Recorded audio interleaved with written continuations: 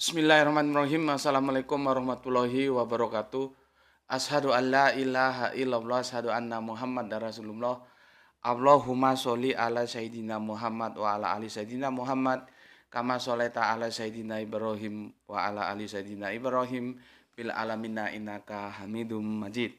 Alhamdulillah, ya, kita doakan terlebih dahulu kepada semua saudara-saudara kita dan untuk kita semua yang mendukung, yang mengambil bagian dalam langkah dakwah channel ini, ya.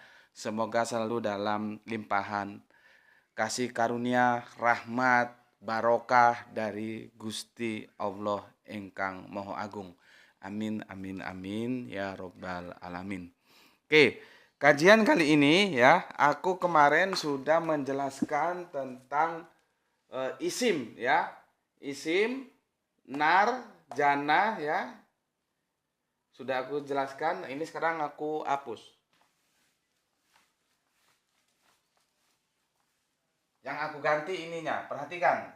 Mengenal isim dalam Al-Quran, sudah. Ini, perhatikan, ya. Ini tetap tujuan kita ke sini, ya. Tapi sebelum ke sini, pengantarnya aku siapkan dulu untuk kau. Kemarin kan isim, ini sekarang tentang surga. Tentang surga, ya. Dekonstruksi penafsiran Quran surat An-Nazm, ya. 531 sampai 18 tentang surga. Oke. Sebelum ini tetap aku sarankan kalian lihat lagi video 4 bulan yang lalu, ya. Surga itu sudah diciptakan atau belum sih, ya? Gitu. Kan pernah kita diskusikan. Itu harus kamu baca, kamu lihat karena rentetannya nanti ke sini, ya. Sama yang kemarin itu dalam satu apa ya? Satu pembicaraan yang linier. Oke. Sebelum aku ambilin air putih. Air putih. Sebelum aku lanjutkan, ya. Aku ucapkan terima kasih kepada viewer-viewerku semuanya dimanapun Anda berada, ya, yang tadi malam telah hadir dalam acara StreamYard, ya, ngobrol bersama kawan-kawan. Ya, namanya masih langkah pertama dan aku juga masih belajar, ya, teknisnya belum tahu gimana, ya. Kemarin itu dibantu oleh Mas Imam, ya, jadi aku tinggal ngomong aja, ya. Aku tinggal ngomong, teknisnya enggak tahu, ya. Dan kemarin dengan Mas Sahabat TV, terus dengan Mas Ryan, ya, mereka yang menggagas. Dari live pertama itu bukan sepertinya sih, ya, dapat dipastikan banyak hal-hal yang perlu kita benahi untuk live-live berikutnya. Maka dengan segala kekurangan yang ada tadi malam mohon dimaafkan karena banyak teman-teman yang ingin masuk tapi ya itu tadi karena kita manajemen waktunya itu masih perlu dibenahi, tidak semuanya, ya, tidak semuanya bisa dan hanya 1, 2, 3, tidak lebih dari 3 sepertinya, ya, yang bisa masuk, ya. Untuk lain kali kita akan learning by doing, ya. Kita pelajari lagi apa yang perlu kita perbaiki sepertinya manajemen waktu sehingga semua viewer-viewer itu bisa dengan mudah untuk masuk dan ikut berbicara. Karena kalau kalian mendengar aku bicarakan sudah sering, ya, di YouTube banyak. Artinya aku ingin sebaliknya, aku justru ingin dengar kalian yang bicara, ya. Kita diskusi bareng begitu. Untuk live berikutnya itu aku harapkan begini. Setiap teman-teman yang masuk itu diutamakan, diberi waktu, ya, jangan kemarin malam itu terlalu panjang, ya. Per 10 menitan sajalah. Per 10 menit, 10 menit ganti, 10 menit ganti, 10 menit ganti gitu. Jadi akan lebih terdistribusi waktu itu secara lebih bagus, ya, sehingga semua teman-teman bisa kebagian. Kalau tadi malam itu meskipun cuma 3 yang sempat hadir, tapi panjang-panjang waktunya sehingga yang lain nggak kebagian gitu. Tetapi bagaimanapun itu sebuah langkah maju kita bisa live, dan semoga nanti kalau ada yang minta live kita bikin live lagi dan kita benahi. Seperti tadi aku bilang, semua teman-teman dipermudah untuk bisa masuk dan kasih waktu dengan alokasi per 10 menitan sehingga lebih lebih atraktif lah ya, lebih hidup kita bisa saling berdiskusi. Itu yang aku canangkan untuk live-live berikutnya ya. Oke, sekarang aku akan jelaskan tentang surga ya. Aku akan baca untuk kalian surga itu apa dan bagaimana. Tetapi belum tentu aku setuju semua ini ya. Cuman kan aku biarkan dulu, tidak menjadi sesuatu yang harus aku sanggah karena ada hal-hal yang eh, aku bidik, ada hal-hal yang belum waktunya untuk aku bidik, untuk aku dekonstruksi ya. Jadi aku baca secara umum aja surga itu bagaimana ya. Begini, bismillahirrahmanirrahim. Kenikmatan yang diberikan Allah Subhanahu wa taala di dalam surga bersifat kekal, tidak pernah habis. Sorry. Dan banyaknya tak terhitung. Dari semua kenikmatan tersebut, nikmat yang paling tinggi yang akan dirasakan penghuni surga adalah menyaksikan Allah. Seperti diterangkan dalam firman-Nya, wajah-wajah orang mukmin pada hari itu berseri-seri memandang Tuhannya. Nah, ini kan perlu dipahami secara tepat. Maksudnya apa? Pandang-pandangan saling memandang wajah gitu. Ya. Tapi oke lah ya, itu tidak kita diskusikan dulu.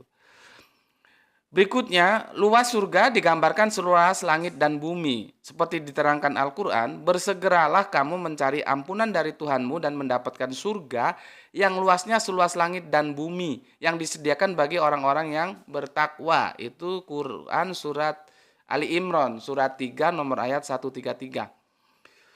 Disebutkan pula ya, di dalamnya mengalir sungai-sungai yang bermacam-macam dan diberi nama sesuai dengan keadaan dan sifat airnya ya. Ada sungai air jernih, yaitu airnya selalu dalam keadaan jernih, tidak berubah rasa dan baunya. Ada pula sungai susu, karena airnya terdiri atas air susu yang juga tidak berubah rasanya.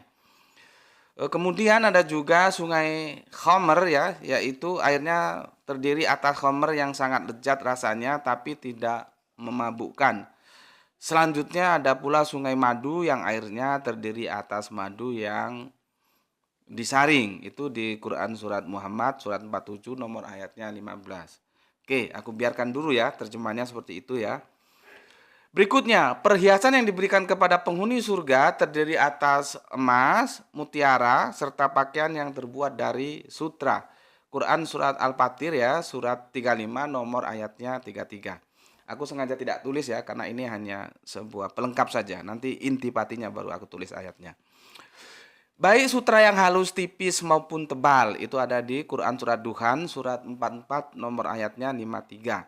Sedangkan makanan dan minuman mereka terdiri dari berbagai macam jenis. Terserah apa saja yang mereka inginkan, semuanya tersedia. Itu ada di Quran surat Az-Zukhruf surat 43 nomor ayatnya 71. Penduduk surga atau mereka yang akan memasukinya disebut dengan Ahlul Jannah atau Ashabul Jannah. Penghuni surga benar-benar dimanjakan. Piring-piring dan gelas-gelas mereka serta semuanya terbuat dari emas. Di samping peralatan dari emas, ada pula peralatan yang terbuat dari perak dan kristal. Ya, itu di Quran surat Al-Insan nomor suratnya 76, nomor ayatnya yang ke-15. Di samping itu, penghuni surga dilayani pelayan-pelayan muda bagaikan mutiara yang bertaburan dengan pakaian sutra yang sangat indah yang menyedapkan pandangan mata. Mereka tetap tinggal muda dan tidak pernah berubah menjadi tua. Tetap juga di Quran surat Al-Insan ya. Nomornya ayat 19 sampai 21. Berikutnya, di dalam surga juga tidak ada lagi permusuhan, tidak ada perasaan dengki antar sesama penghuninya. Hidup mereka rukun dan damai bagaikan saudara-saudara kandung. Mereka tidak pernah merasa penat, lelah atau letih. Itu ada di Quran surat Al-Hijr, surat nomor 15 ayatnya 45 sampai 48. Penduduk surga tidak pernah melakukan perkataan dusta, omong kosong, apalagi yang bersifat dosa. Seluruhnya yang keluar dari lisan mereka hanyalah perkataan kedamaian dan kebaikan. Itu ada di surat Waqiah, surat nomor 6, nomor ayatnya 25 sampai 26. Ya. Di samping itu, penduduk surga juga tidak mengenal adanya usia tua dan muda. Umur para penghuninya sebaya dan tidak pernah bertambah tua. Semua mereka dalam keadaan sehat dan tidak pernah dihinggapi penyakit. Ya, jadi ingat cerita Kanjeng Nabi tentang berbicara tentang ibu-ibu tua. Kanjeng Nabi sedikit bergurau ya bahwa ibu tua itu tidak bisa masuk surga ya. Akhirnya ibu tua merasa sedih, baru dijelaskan Kanjeng Nabi. Yang dimaksud oleh Kanjeng Nabi adalah di surga itu tidak ada orang tua. Jadi orangnya itu muda-muda terus gitu ya. Oke, itu gambaran-gambaran cerita-cerita informasi tentang surga yang disampaikan kepada kita. Beberapa waktu yang lalu sudah aku sampaikan. Kalau kita berbicara surga, Al-Quran sudah menjelaskan itu semua ada dalam perspektif perumpamaan. Jadi pendekatan-pendekatan material seperti baju yang bagus, minuman yang serba nikmat, ya, dan segalanya itu jangan dibayangkan nanti begitu itu. Tidak, itu adalah sebuah pendekatan hanya dalam perspektif perumpamaan, ya begitu itu. Ya. Seperti yang aku sudah baca tadi. Oke. Nah, sekarang aku mau tanya nih. Sudah ada sih? Atau sudah adakah? Atau sudahkah ada yang pernah melihat surga? Coba kamu renungkan dulu. Aku minum. Bismillahirrahmanirrahim.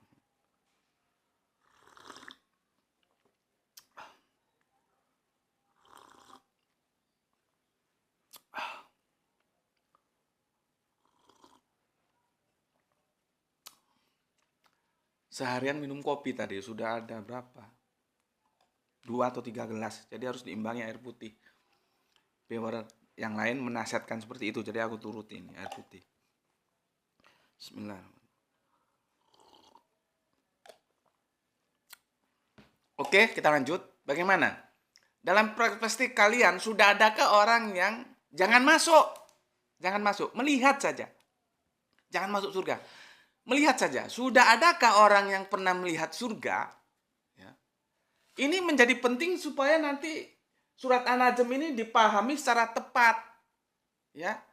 Jangan seperti yang mainstream pahami sekarang ini. Ya tetap aku sebagai perbedaan pendapat, aku tentunya tetap menghargai ya.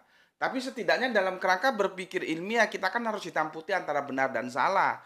Maka aku katakan pemahaman mainstream tentang surat An-Najm dari 1 sampai 8 ini banyak yang salah semua. Gitu loh. Ya, makanya sebelum ke sini kemarin aku jelaskan isim, aku sekarang jelaskan tentang surga. Sudah ada belum yang pernah masuk surga?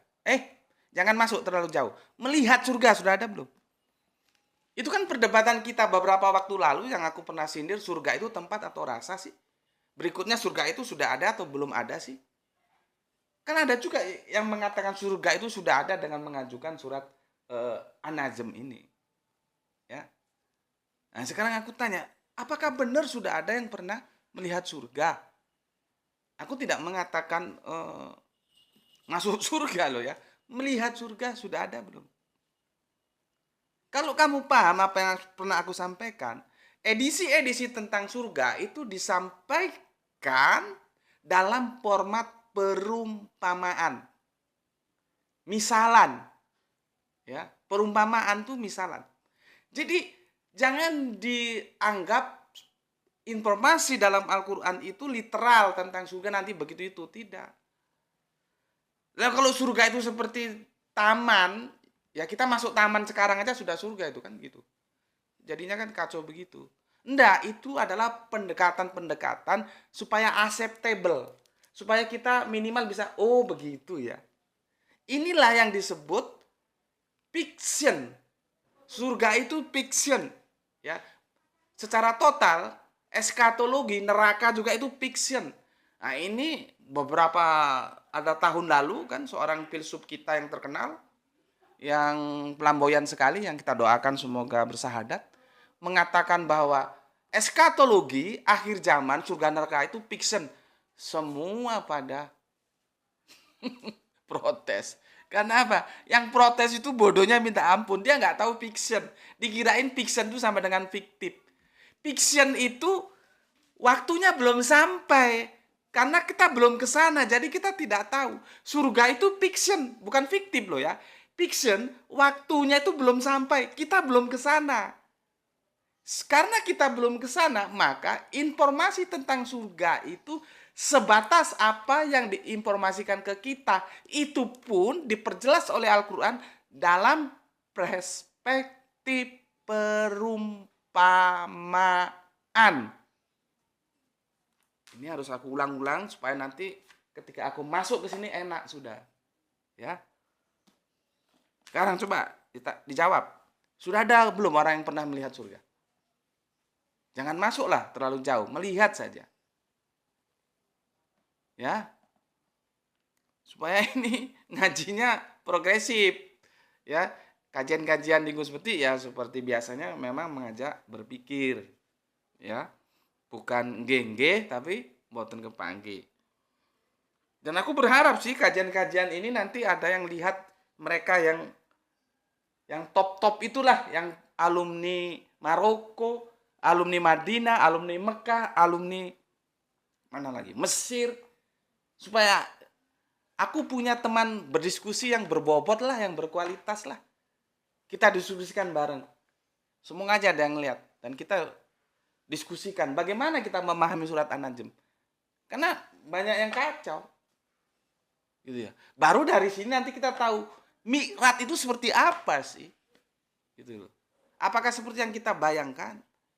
Jadi ini kan dia saling berkesinambungan. Setelah aku nanti selesai menjelaskan surat An-Najm ini, baru aku akan menjelaskan Isra, baru nanti berikut Mi'raj. Terutama surat An-Najm ini korelasinya ke Mi'raj.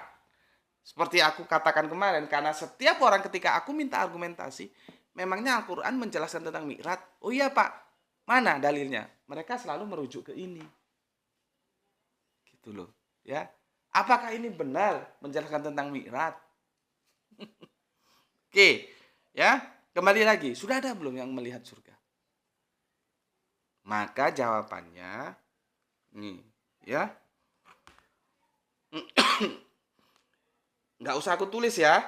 Nggak usah aku tulis karena terlalu panjang.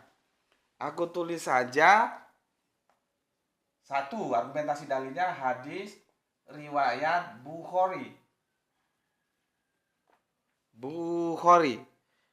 Dan aku ingatkan hadis itu bisa diterima bisa ditolak ya karena dia tidak absolut, dia relatif. Aku menggunakan hadis ini, tapi kalau kalian tidak setuju ya tidak masalah. Artinya kalian menolak hadis ini juga tidak masalah. Itu secara perspektif akademis dimungkinkan ya. Kecuali Al-Quran dia absolut. Oke, hadis dari Pak Bukhari ini ya. Begini. Keistimewaan surga dan kenikmatan yang ada di dalamnya itu digambarkan Allah Subhanahu wa taala dalam hadis qudsi. Bayangkan, ini hadis qudsi loh ya. Hadis qudsi itu ada yang mengatakan dia selevel dengan Al-Qur'an, cuman dia tidak termasuk bagian dari Al-Qur'an. Itu kalau kita belajar mustolah hadis. Ya, mustolah hadis itu perlu kita belajar itu. Nah, ini dikelompokkan hadis qudsi. Artinya hadis ini benar-benar berbobot ya. Oke, diriwayatkan oleh Abu Hurairah radhiyallahu anhu ya. Begini. Aku, maksudnya Allah telah menyediakan ini enggak ada anunya ini ya, enggak terkopi Arabiannya ya. Dia menyediakan karena di Al-Qur'an juga menyediakan ya. Tetapi setelah aku diskusikan dengan temanku, itu sebetulnya lebih tepat bukan menyediakan tapi menyiapkan. Jadi surga itu disiapkan, bukan memang beda-beda tipis ya, menyiapkan, menyediakan ya. Oke lah, aku lanjutkan. Aku, Allah, telah menyediakan untuk hamba-hambaku yang soleh suatu balasan dalam kurung surga, ya, yang belum pernah terlihat oleh mata, belum pernah terdengar oleh telinga, belum pernah terlintas dalam hati. Hadis riwayat Bukhari. Ya, coba. Bagaimana menurutmu sekarang? Apakah ada yang pernah melihat surga? Karena dijelaskan, ya, aku telah menyediakan untuk hamba-hambaku yang soleh suatu balasan yang belum pernah terlihat oleh mata. Ini tanpa terkecuali nih. Ini hadisnya ini sifatnya itu umum. Dia tidak nanti umum terus, oh kalau khusus Nabi pernah melihat surga. Tidak begitu. Ini bersifat universal, general. Artinya siapapun belum pernah melihat.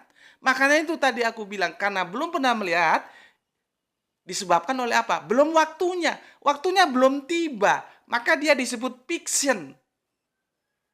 Bukan fiktif loh ya. Dia fiction, eskatologi itu fiction. Karena belum tiba waktunya. Ya. Maka dinyatakan, ya, belum pernah terlihat oleh mata. Oke, belum pernah terdengar oleh telinga. Belum pernah terlintas dalam hati tentang surga yang, ya, kita pokoknya simpulannya itu yang sebatas yang kita tahu nikmat lah gitu. Tapi sebagaimana nikmatnya itu belum pernah terlihat oleh mata. Maka dari itu terjawab sudah. Kalau aku bertanya, memangnya sudah ada yang pernah melihat surga? Hadis ini jawabannya, ya.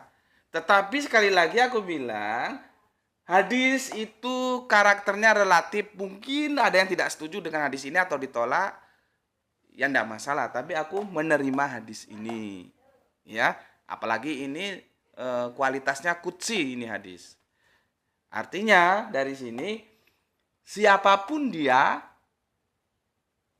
ya, kapanpun dia, belum ada yang pernah melihat surga. Itu poinnya yang aku sampaikan. Oke, sekarang kita ke ini hadis, ini Quran surat As-Sajadah. As-Sajadah. Nomor suratnya 32 ya. Suratnya nomor 17.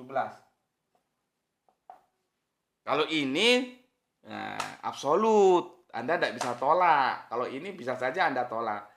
Al-Quran itu absolut, ya. Oke, apa kata Quran surat Az-Sajadah 17? Begini. Jadi setelah Rasulullah menggambarkan, nah namanya menggambarkan berarti gambaran. Gambaran itu bukan benda asli, gitu ya. Menggambarkan ya kenikmatan surga, beliau kemudian membacakan ayat Al-Quran itu seperti ini. Seorang pun tidak mengetahui. Seorang pun. Jelas kan? Seorang pun. Jadi tidak ada yang mengetahui. Ya. Seorang pun tidak mengetahui apa yang disembunyikan untuk mereka. Yaitu dalam kurung bermacam-macam nikmat yang menyedapkan pandangan mata sebagai balasan terhadap apa yang telah mereka kerjakan.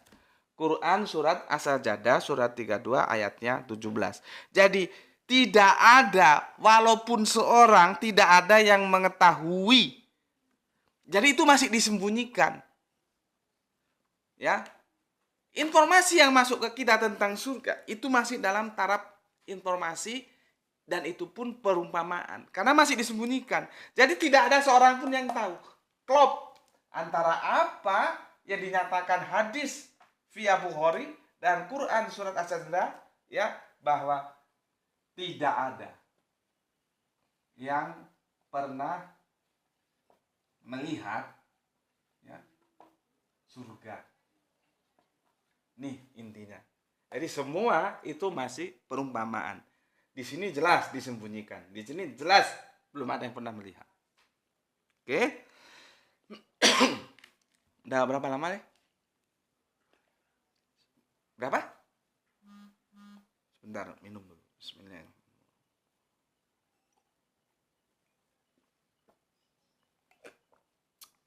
Oke. Sekarang kalian sudah menemukan penjelasan ya. Bila ada yang bertanya, sudah adakah yang pernah melihat surga? Maka jawabnya tidak seorang pun ada yang pernah melihat surga. Bahwa surga yang kita terima sebagai informasi itu masih dalam perumpamaan. Kenapa demikian? Maka kamu jawab, itulah dalam tataran filosofis yang disebut fiction. Karena apa? Kita tidak tahu, kita tidak pernah melihat. Karena fiction, belum waktunya. Waktunya belum tiba. Nanti satu saat kita akan ke sana kalau waktunya sudah tiba. Tentunya bagi yang soleh, kalau bagi yang durhaka ya ke neraka. Ya, jadi dia masih fiction. Maka sejak saat ini kalian semua viewer-viewerku ya, kalau ada ya yang menginformasikan kepada kamu bahwa ada orang yang pernah masuk surga lah, di surga ketemu inilah, ketemu itulah, ya, di surga ke-1, kedua, ketiga lah, kamu sudah bisa memberikan penjelasan kepada mereka. Pak, Bu, Mbak, Mas, Dek, belum ada orang yang pernah melihat surga. Kenapa engkau berbicara demikian? Oh iya tah? Iya, belum ada. Surga tuh belum ada yang pernah melihatnya. Dalilnya mana? Tunjukkan ini. Hadis Bukhari, Quran surat As-Sajdah 32:17. Oke? Jadi kalian semua sekarang sudah punya argumentasi dalil ketika ada orang yang menginformasikan bahwa ada yang pernah melihat surga, apalagi masuk. Melihat aja belum kok masuk, ya. Udah clear ya? Tidak ada yang pernah melihat surga. Nah, besok kita masuk ke dekonstruksi surat An-Najm 53:1-18. Oke.